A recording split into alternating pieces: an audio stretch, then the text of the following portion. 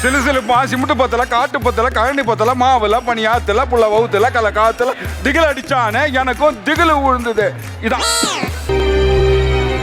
ஐயோ என்னால முடியல. தெரியுமா ஐயா அந்த பேர் தானே டேஞ்சரு.